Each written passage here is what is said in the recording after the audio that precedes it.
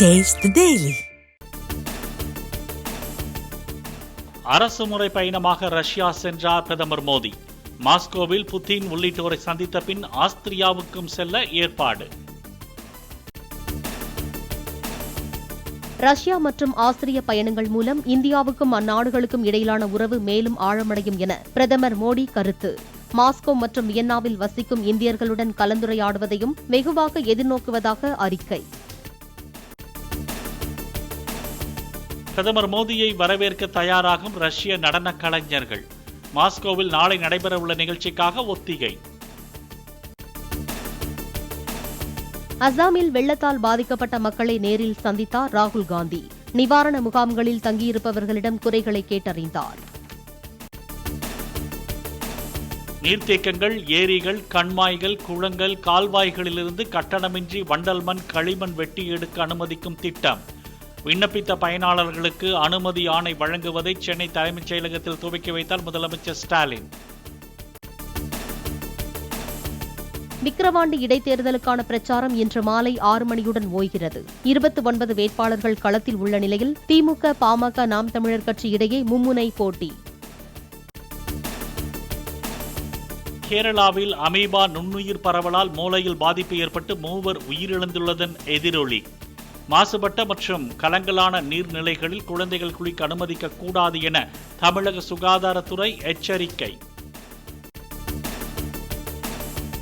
Neyveli NLC 2வது சுரங்கத்தில் ஏற்பட்ட விபத்தில் ஒப்பந்த தொழிலாளர் ஒருவர் உயிரிழப்பு. நிலக்கரியை எடுத்துச் செல்லும் கன்வேயர் பெல்ட்டை இயக்கிய போது ரோலரில் சிக்கியதாக தகவல். செங்கம் அருகே அரசு உயர்நிலைப் பள்ளியில் பெண் தலைமை ஆசிரியரை வெளியே தள்ளி அறையை பூட்டி பெற்றோர் போராட்டம். பள்ளிக்கு உரிய நேரத்தில் வந்து நிர்வாகத்தை கவனிப்பதில்லை என கூறி வாக்குவாதம்.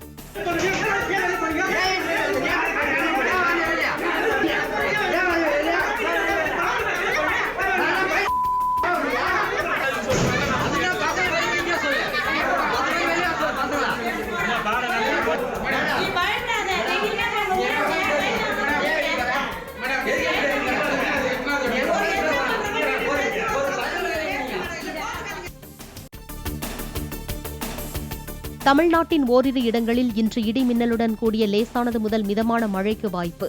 அடுத்த 5 நாட்களுக்கு மிதமான அளவில் மழை தொடரக்கூடும் என்றும் இந்திய வானிலை மையம் தகவல்.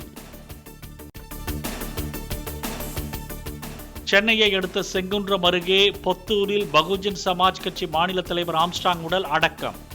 சுமார் 20 கிலோமீட்டர் தூரம் நடைபெற்ற இறுதி ஊர்வலத்தின் போது கண்ணீர் மல்க பொதுமக்கள், ஆதரவாளர்கள் அஞ்சலி.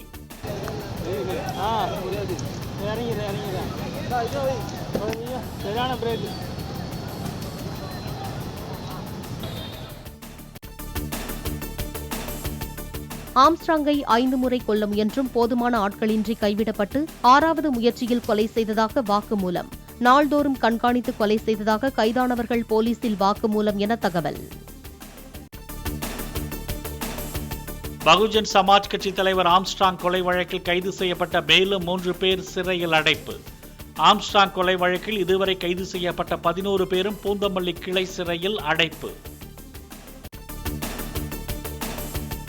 திண்டுக்கல் மேட்டுப்பட்டியில் பழிக்கு பழியாக திண்டுக்கல் வினோத் என்ற ரவுடி அடையாளம் தெரியாத நபர்களால் வெட்டி படுகொலை. ஜாமீனில் வெளியே வந்து திருப்பூரில் வசித்து வந்தவர் சொந்த ஊருக்கு வந்தபோது தாய் கண்முன்னே வெட்டி கொல்லப்பட்ட கொடூரம். தமிழகம் வரும் காவிரி ஆற்றில் நீர்வரத்து வினாடிக்கு 5000 கனஅடியாக அதிகரிப்பு. ஆர்ப்பரிக்கும் ஒகேனக்கல் அருவிகள். மும்பையில் விடிய விடிய பெய்த கனமழையால் பல்வேறு இடங்களில் வெள்ளம். நள்ளிரவு 1 மணி முதல் காலை 7 மணி வரை 30 சென்டிமீட்டர் மழை பதிவானதாக வானிலை மையம் தகவல். மும்பையில் பெய்த கனமழையால் பல்வேறு இடங்களில் ரயில் தண்டவாளங்களை சூழ்ந்த மழைநீர். மழைநீரை வெளியேற்றி ரயில் சேவையை சீராக்கும் பணியில் ஈடுபட்ட பணியாளர்கள். 2வது நாளாக நடைபெறும் பூரி ரத யாத்திரையில் பல்லாயிரக்கணக்கான பக்தர்கள் பங்கேற்பு.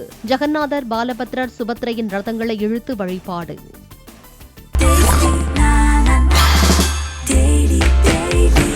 Taste the Daily.